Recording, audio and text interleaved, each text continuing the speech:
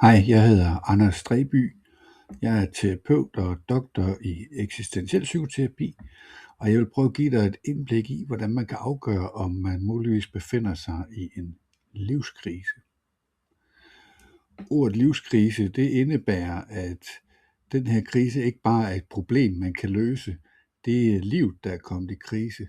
Og det vil sige, at livet er blevet uhåndterbart eller uhåndgribeligt. Det bliver som regel udløst af en form for livsomvæltning. Det kan være, at man mister nogen eller noget, man holder af. Det kan være, at man bliver fyret.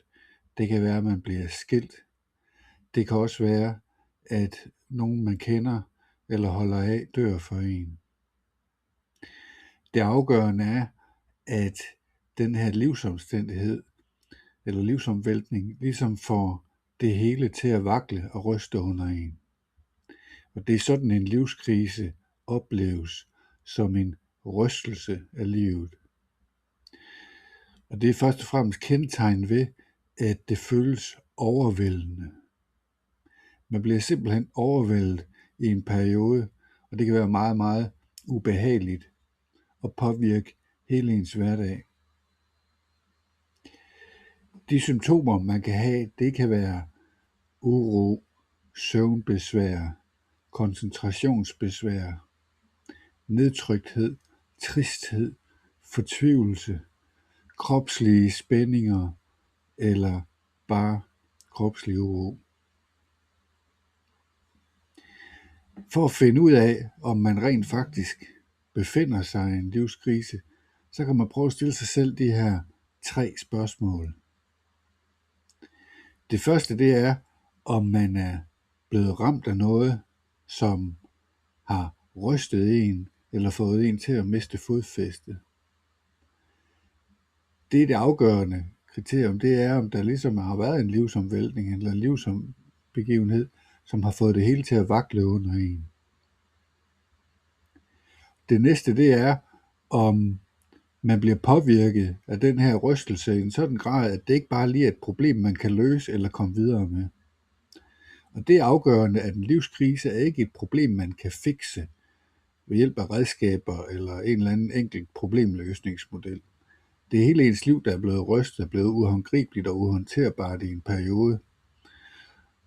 Og det kræver noget andet end teknikker og redskaber. Og det tredje, det er, om man ikke rigtig kan se vejen frem, der hvor man er lige nu. Og det er også et afgørende kendetegn ved livskrisen, det er, at man ligesom mister orienteringen. Og alt det her, det kalder på, at man får arbejdet den her krise igennem, så man kan finde fodfæstet og retningen i livet igen, og måske endda komme styrket igennem, fordi man har overlevet den her svære rystelse. Og det kan kræve en terapeut, der har forstand på at arbejde med livskriser. Og jeg har god erfaring med at hjælpe folk igennem kriser, og jeg kan være dit anker igennem det svære uden at ryste på hånden eller vige eller flygte. Og du er velkommen til at kontakte mig på telefonnummer 30 48 73 20 eller skrive en mail på anders@livsduelig.com. Du skal ikke vide eller kunne noget på forhånd. Du behøver heller ikke være sikker på, at du er ramt af en livskrise. Hvis du henvender dig, så finder vi en tid til at tage en uforpligtende snak, hvor vi kigger på dine udfordringer og ser på, om et forløb med en terapeut kan være relevant for dig.